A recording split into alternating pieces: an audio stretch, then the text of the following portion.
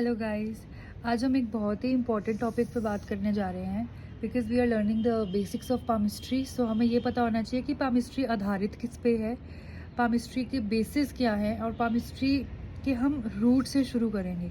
And we all know कि जो palmistry है वो किस्मत पे डिपेंडेंट है, डेस्टिनी पे। तो आज हम ये पढ़ेंगे कि डेस्टिनी, कर्मा और लक में फ़र्क क्या है and how are they inter related.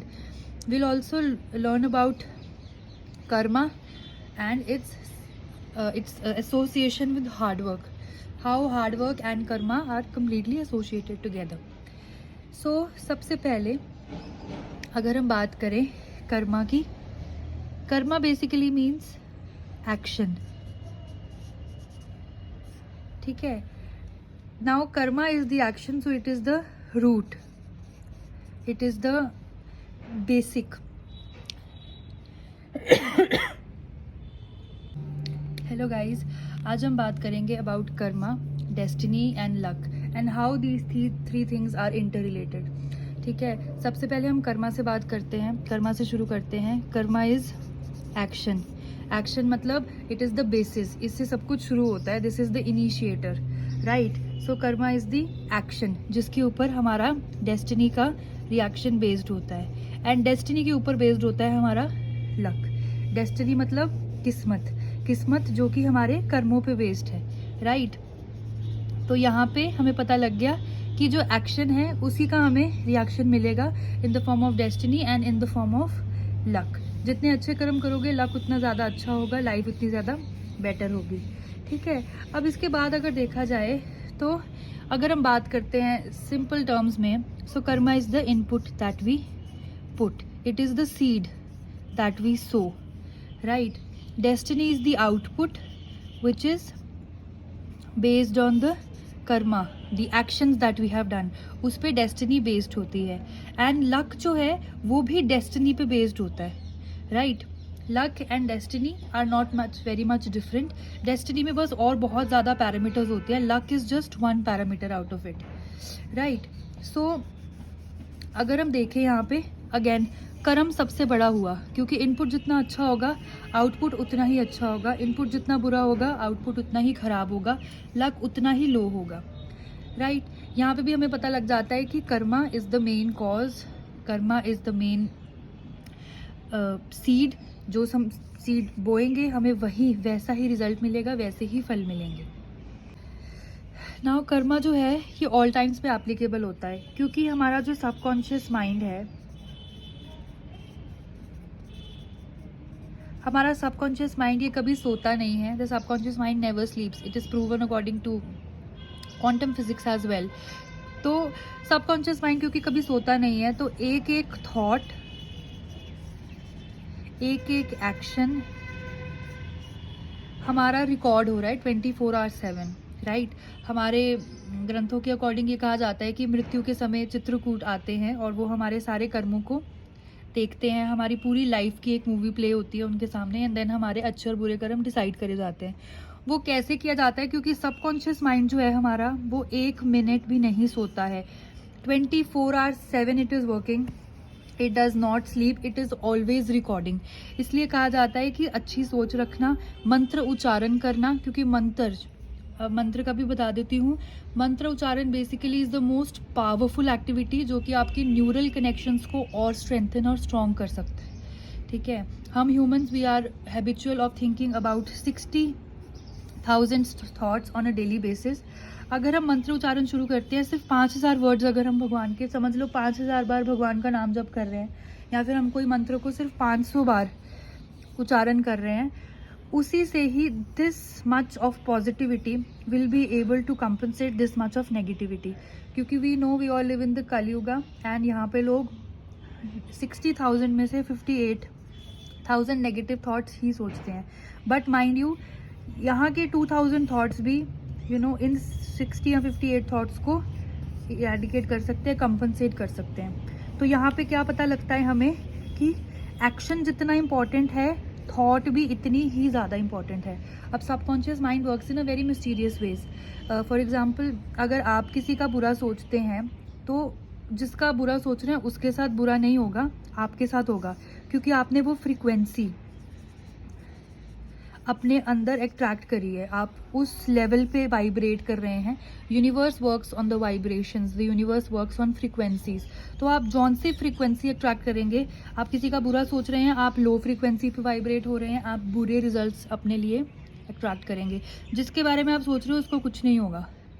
सो यहाँ पे अगेन थॉट का महत्व पता लगता है, सोच की इम्पोर्टेंस पता लगती है कि थॉट और एक्शन दोनों कितने ज़्यादा इम्पॉर्टेंट हैं। Coming back to the association of karma and destiny, so हमें पता लग गया कि हमारा सब कॉन्शियस माइंड जो है वो सब कुछ रिकॉर्ड कर रहा है, और वो जो रिकॉर्डिंग है it is there in the subconscious. उसी लेवल की हम फ्रीक्वेंसी पे वाइब्रेट करेंगे, जिस फ्रीक्वेंसी पे हम वाइब्रेट करेंगे हम वैसे रिजल्ट्स अपनी तरफ अट्रैक्ट करेंगे। जब आप किसी एक फ्रीक्वेंसी पे रेगुलरली वाइब्रेट करते रहते हो, समझ लो आप अच्छा सोच रहे हो और आप रेगुलरली सोच रहे हो, नाउ जो थॉट है वो एक्शन में बदलती हैं। मोर देन 50% ऑफ जो भी थॉट्स आप लेते हो they turn into action, right. So जब आप एक अच्छी फ्रीक्वेंसी पे वाइब्रेट कर रहे हैं, आप एक अच्छी ऊर्जा पर हैं, आप एक अच्छी थॉट प्रोसेस में हैं, आप 50% अच्छे एक्शंस करेंगे। और जब आप रेगुलर टर्म्स पे वो करते रहेंगे, ये आपकी डेस्टिनी को बनाएगा, ये आपकी किस्मत बनाएगा, ठीक है। किस्मत ऐसे नहीं बनती है कि किसी संडे मॉर्निंग को आपने 2 रोटी दान कर दी तो चलो जी अगले जन्म में फल मिलेंगे, नहीं। Every single second, every single millisecond, every single microsecond your destiny is being created, your destiny is being formed. So यहाँ पे सोच से और एक्शन से हमारी डेस्टिनी जो है निर्धारित होती है, और जिस तरह से डेस्टिनी बनती है उसी तरह का हमारी लाइफ में लक हमें दिया जाता है। Now what is luck? Luck is like the magical power that we are literally given. ये आप मान लीजिए it is like the reservation जो कि हमें हेल्प करेगी कहीं पे भी जाने में। लक एक वो गोल्डन स्पून है जो कि बहुत कम लोगों को मिलता है, बट अच्छे लोगों को मिलता है, ठीक है। आप सोचते होंगे कि आपके अराउंड बहुत सारे अमीर लोग हैं जिनके पास बहुत अच्छी किस्मत है और वो बहुत नीच हैं।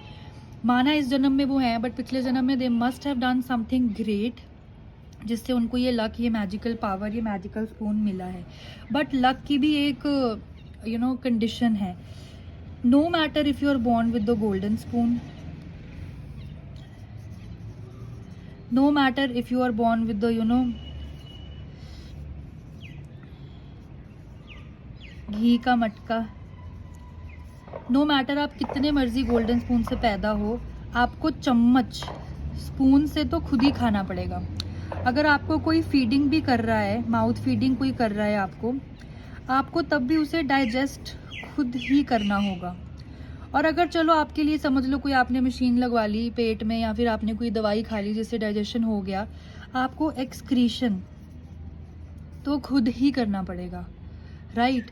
सो नो मैटर कितना मर्जी लक आपको मिल जाए, कितना मर्जी लक आपको मिल जाए, अगर आप एक्शन नहीं कर रहे हो that luck will be wasted, it will not come in to use, get that return. अब घी के उससे एग्जाम्पल दे देती हूँ। नो मैटर आपके पास घी का मटका पड़ा है सामने जिसमें घी भरा हुआ है ऊपर तक, अब वो मटका तो आपने खुद ही खाना है ना। अगर आप उसमें से घी निकाल के नहीं खा पा रहे हो, कोई और आपको खिला रहा है, तो घी को आपको चबाना तो खुद ही है, निगलना तो खुद ही है। चलो किसी ने निकाल भी दिया, डाइजेशन भी हो गई, एक्सक्रीशन तो खुद ही करोगे ना। तो ये जो गोल्डन स्पून है, ये जो मैजिकल पावर है लक की, ये एक्टिवेट तभी होगी जब आप एक्शन करोगे, जब आप कर्मा करोगे। अब यहाँ पे भी कर्म बलवान हो गए, ठीक है। डेस्टिनी में भी कर्म बलवान हो गए और लक में भी कर्म बलवान हो गए। कर्म सबसे ज़्यादा बलवान है, यहाँ पे पता लग जाता है हर चीज़ से। In every way karma is the biggest. अब बहुत सारे लोग कहते हैं that we believe in hard work, we don't believe in destiny. ठीक है, सही है, नॉट रॉन्ग, नॉट बैड, बहुत अच्छी बात है। बट आपको एक चीज़ समझनी होगी कि किस्मत जो है, डेस्टिनी जो है, this is not something which is randomly written by God. ऐसा नहीं है कि चलो ABC पर्सन है इसकी लाइफ में ही होगा, नहीं। ये डेस्टिनी आपके ही हार्ड वर्क से, आपके ही एक्शन से, आपके ही कर्मा से बनी है। So this is the most useless sentence to ever say that I do not believe in hard work, I do not believe in destiny, I only believe in hard work. आप ये नहीं समझ रहे हो कि आपके हार्डवर्क पे पूरी दुनिया नहीं चल रही है। आपका हार्डवर्क 40% है, 60% ऐसी चीज़ें हैं जो कि आपके हाथ से बाहर है, आपके कंट्रोल से बाहर है। चाहे वो मैरिज हो जाए, फैमिली लाइफ हो जाए, चाहे वो फाइनेंसेस भी हो जाए, it is not under your control. You know, we humans, we are like a driver. We are like a driver in a car. This is here we are. And we think just because हम steering पे control पा रहे हैं, तो जो हमारी life है, it is under our control. No, the life is not under the control of the steering. The life is under the control of the person or the creator who made the engine, who made the system. Similarly, our earth is also based on the creator, जिसने ये पूरा system बनाया, which is naturally automated. Automatic system है life का. Plants खुद ही उगते हैं, खाना खुद ही आता है, रोटी दाने दाने पे लिखा है खाने वाले का नाम. आप ये सोचिए कि आप जो खाना खाते हैं, समझ लीजिए आज आपने कुछ फ्रूट्स खाए, कुछ सब्जी खाई, आपने कुछ कनक, कुछ रोटी खाई. सो आप ये सोचिए कि फ्रूट आपको किस स्टेट से आते होंगे, दाल सब्जी आपको कहाँ से आती होगी, अन्न आपको कहाँ से आता होगा. अगर आप इन चीज़ों को फाइंड करेंगे, यू विल नोटिस कि आपको कितनी स्टेट से खाना आ रहा है जो कि खुद आपके पास पहुँच रहा है. It's written in your destiny, right. So ये सोचना कि जस्ट बिकॉज स्टेयरिंग व्हील मेरे हाथ में है, लाइफ मेरे कंट्रोल में है, नहीं. The life is, your life is in the control of the one who made the engine. Your life is in the control of the one who created, who automated the car. So don't think just because you have 1% power, भाई you are the creator of your own life. No, you should be very grateful to the creator कि उन्होंने आपको ये life दी है, because human life is very fragile, very very fragile. We never know when is our last time. So that's it for today. I hope we all understood the importance of karma, destiny and luck. And don't worry, अगर आपकी किस्मत अच्छी नहीं है, आप अभी से अगर अपने कर्म सुधारना शुरू करेंगे, अच्छे से अभी अच्छा सोचना शुरू करेंगे, दान शुरू करेंगे, माता पिता की सेवा शुरू करेंगे, एक हेल्दी लाइफस्टाइल, एक स्पिरिचुअल लाइफस्टाइल अपनाना शुरू करेंगे, इन द लॉन्ग रन आपका लक जो है वो उठेगा, वो एक्टिवेट होगा, डेस्टिनी जो है वो उठेगी, वो बेटर होगी. Thank you.